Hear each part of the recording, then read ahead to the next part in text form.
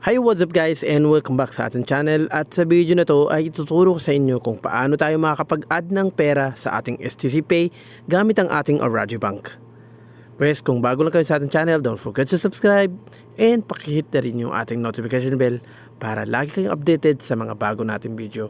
So ang una nang gagawin natin, add lang tayo ng money. Then piliin lang natin dito kung ano yung option na gagamitin natin para lagay ng ating pera. So, piliin lang natin yung debit or credit card. At dito, kung meron na kayong card na expire na, ay change nyo lang. Change lang natin dahil expire na yung ating bank account. So, mag-add tayo dito sa baba. At unang ilalagay natin dito yung full name natin. At then, yung card number natin. Which is, ito yung card. Ito yung number sa harapan mismo ng inyong mga card. Ayan. At pagkatapos nyong mailagay yung number dito, paki-double check na lang para hindi kayo magkamali. At dito sa baba ay ilalagay nyo naman dito sa baba yung expiration date o expiry date niya. Ayan. So, makikita lang naman natin dito sa harapan mismo ng card kung kailan may expire yung ating card. Then, dito sa CVV ay yung number na 3 sa likod mismo ng inyong mga card. So, ilalagay lang natin.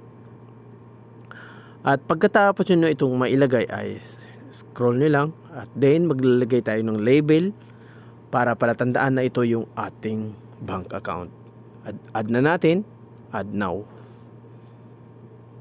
Ayan. So, approve. So, sabi dito, this information to confirm your credit card, 1 Saudi Riyal, transaction will be checked. You will be direct to 3D secure your bank wonders. So, ibabalik din daw yung ating blah blah 1 pesos o 1 Riyal na kukunin sa ating card. At ngayon, dito medyo matagal dito ang transaction para siguro medyo nabibisi yung network. Saan nga ba?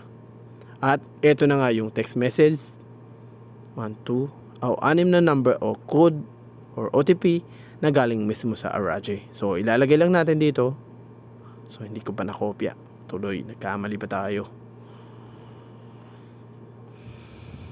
At yun 5-1.